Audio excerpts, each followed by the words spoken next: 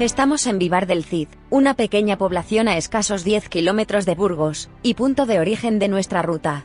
Según la tradición se trataría del lugar de nacimiento de Rodrigo Díaz de Vivar. Así queda detallado en el pequeño monumento que encontramos en esta pequeña plaza, en el que podemos leer la referencia que se hace a Vivar en el Cantar de Mío Cid.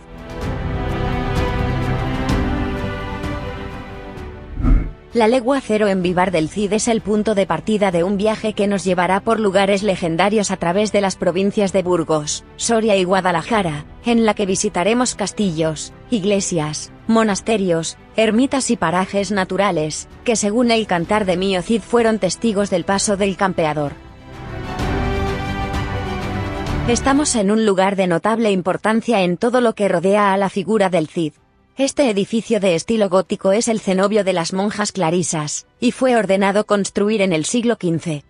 Si visitamos su interior podremos ver el arcón que durante siglos guardó el manuscrito original del Cantar de Mío Cid hasta su salida en 1776, y que actualmente se encuentra en la Biblioteca Nacional de España. Las visitas al monasterio pueden hacerse de lunes a viernes a partir de las 9 menos cuarto de la mañana, y los fines de semana a partir de las 10. Nos dirigimos ahora a la siguiente parada de nuestra ruta: Burgos. Estamos frente a la Catedral de Burgos, uno de los máximos exponentes del arte gótico en España y patrimonio de la humanidad desde 1984. Comenzó a construirse en el año 1221 sobre lo que fuera un templo románico según el acuerdo entre el rey Fernando III y el obispo Mauricio, con una notable influencia del gótico francés, y guardando gran semejanza con la catedral de la localidad de Reims. La consagración del templo tuvo lugar en 1260, y durante siglos han ido realizándose ampliaciones y reformas. De entre todos los tesoros que podemos encontrar en su interior destaca la tumba del Cid campeador y Doña Jimena, así como su carta de arras y cofre. Se trata de un lugar de visita obligada en nuestra ruta tras los pasos del Cid. A pocos minutos del lugar encontramos otros de los puntos de referencia en nuestra ruta.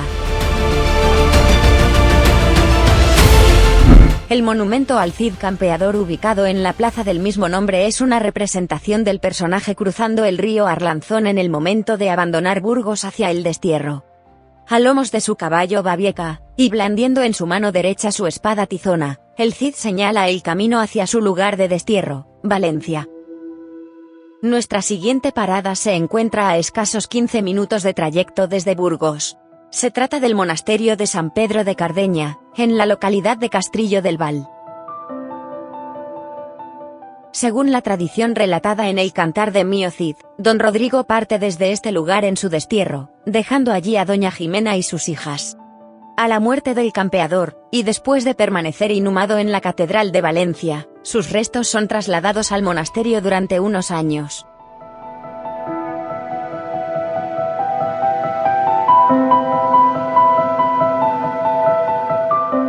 Como dato curioso, la tradición también nos habla de que en este lugar, al pie de un monolito, se encuentra enterrado el caballo Babieca, sobre el que la esposa de el Cid montó el cadáver de este para hacer creer a sus enemigos que seguía vivo. A continuación nos dirigimos a una localidad con más de 1000 años de historia, en la Sierra de la Demanda, y enclavada en un legendario territorio castellano. Hemos llegado a Lara de los Infantes, el lugar donde se ubica la leyenda de los 7 infantes de Lara. Junto a la población encontramos esta elevación conocida como Picón de Lara, sobre la que se asientan los restos de un castillo medieval del siglo X.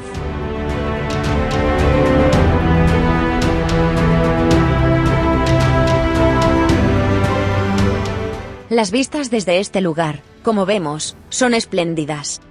Merece visita también la iglesia de la Natividad de Nuestra Señora de esta localidad, un templo románico del siglo XII.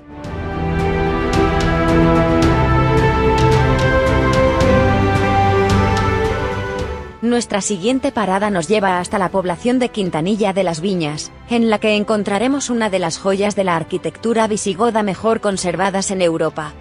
Hablamos de su ermita de finales del siglo VII o comienzos del siglo VIII, en la que destacan sus espléndidos bajorrelieves, y una decoración que resulta extraña ya que apenas existen ejemplos similares en templos cristianos. Fue declarada Monumento Nacional el 25 de noviembre de 1929 y se procedió a su restauración. Conocida como la Cuna de Castilla, y convertida en el siglo X en capital del infantazgo de Covarrubias por Fernán González y su hijo García Fernández, la villa de Covarrubias está declarada como bien de interés cultural. Esta población guarda un gran patrimonio monumental como el torreón de Fernán González que ahora vemos. La leyenda cuenta que doña Urraca, hija del conde Fernán González, estuvo allí encerrada. A pocos metros del torreón encontramos la ex colegiata de San Cosme y San Damián de Covarrubias. Fue construida sobre otra anterior románica, y la iglesia gótica actual como ahora la vemos, fue comenzada en 1474. El edificio presenta elegantes proporciones y acoge entre sus muros los panteones de numerosas familias ilustres de la villa como el propio Fernán González y su hija Urraca.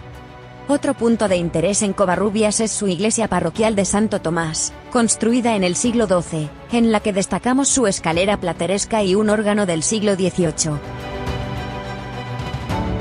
Antes de dejar esta villa es recomendable contemplar las murallas que protegían a la población de las invasiones, y que fueron ordenadas derribar en el siglo XVI para evitar la propagación de la peste que asolaba esta región.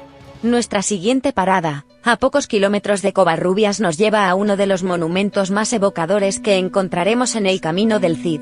Hablamos del monasterio de San Pedro de Arlanza, perteneciente a la localidad de Ortiguela.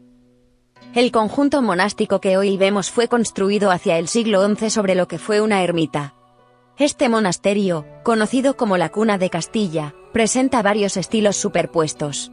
La iglesia se comenzó a construir en el año 1080, la cual constaba de 3 naves y 3 ábsides de estilo románico. Posteriormente se añadieron elementos de estilo gótico que transformaron el aspecto general. El monasterio estuvo en funcionamiento hasta la desamortización de Mendizábal en 1835.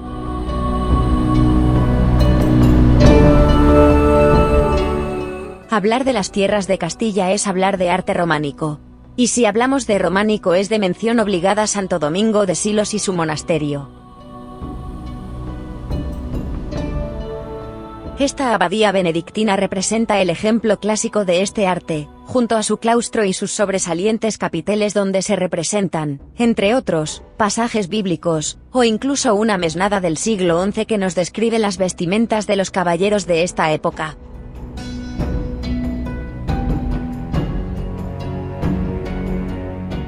Nuestra siguiente parada nos lleva a la Hispania del siglo I después de Cristo, concretamente a la localidad de Peñalba de Castro. Allí nos encontramos con la colonia Clunia Sulpicia, una de las ciudades romanas más importantes de la mitad norte de Hispania. Su teatro romano, excavado parcialmente en la roca, tenía una capacidad para 10.000 espectadores, lo que le convertía en uno de los mayores de su época. A pocos metros del lugar, nos encontramos con el conjunto de mosaicos, constituyendo uno de los principales atractivos de la visita. Los mosaicos son visitables tras el periodo invernal, cuando se cierran para su conservación y mantenimiento. Llegamos en nuestra siguiente parada a Peñaranda de Duero, población declarada conjunto histórico-artístico, y en la que destaca el Palacio de los Condes de Miranda o de Avellaneda, edificio renacentista del siglo XVI. Su construcción se debe a Francisco de Zúñiga, y durante varios siglos gozó de un gran esplendor hasta que en el siglo XIX fuera abandonado. A principios del siglo XX el edificio estuvo a punto de ser comprado por inversores para su traslado a América, algo que por fortuna no sucedió. En el año 1940 pasó a ser propiedad del Estado. Uno de los rincones de visita obligada en Peñaranda es su castillo, cuya primera construcción data del siglo XI. El aspecto más interesante de este edificio es la perfección de sus proporciones, lo cual lo convierte en una de las mejores construcciones históricas de la provincia de Burgos. Merece subir hasta la colina donde se asienta, y poder contemplar las mejores vistas de Peñaranda. Nuestro siguiente destino es San Esteban de Gormaz, ya en la provincia de Soria, y lugar donde el arte románico se hace presente en sus iglesias. Desde su puente medieval de San Martín sobre el Duero podremos contemplar una bonita vista de la localidad. La iglesia de San Miguel Arcángel, ubicada en la zona más alta de la población, es de una gran importancia a nivel artístico, ya que lo más probable es que fuera el lugar donde por primera vez se edificara una galería porticada románica. Los capiteles del pórtico representan animales, caballeros y fortalezas musulmanas.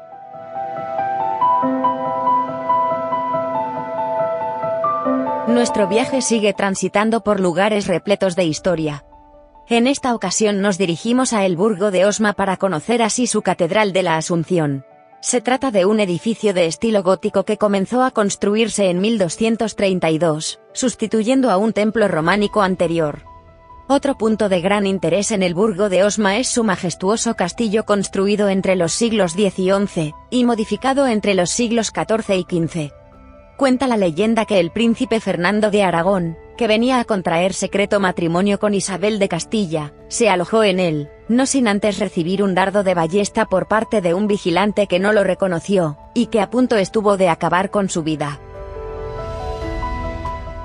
Desde allí, nos dirigimos hacia Gormaz para contemplar la impresionante fortaleza, la más grande de Europa y un enclave militar importante entre los siglos IX y XI. Es muy recomendable subir hasta el castillo para contemplar las maravillosas vistas del entorno.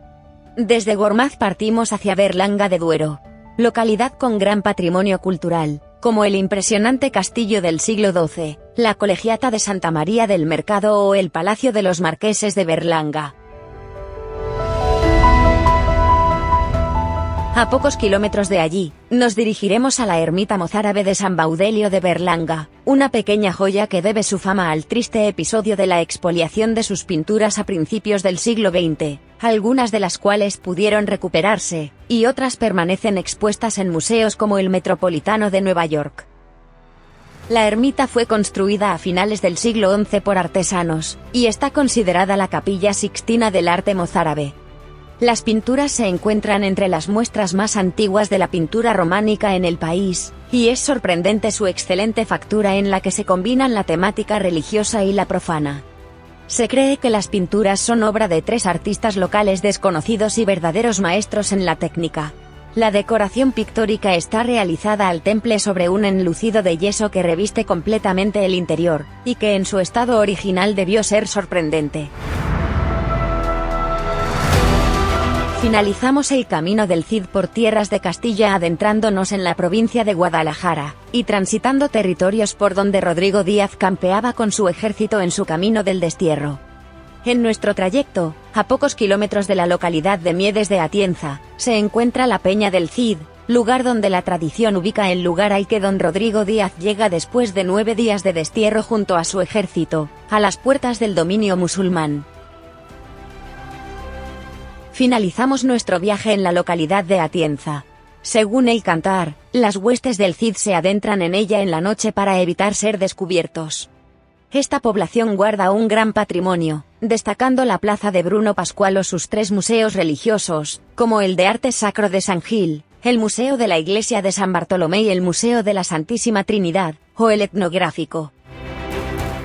El punto final de nuestro viaje por el camino del destierro del Cid es el Castillo de Atienza, una fortaleza de origen musulmán construida entre los siglos XI y XII, y que el Cid evitó al considerarla una peña muy fuerte para la batalla.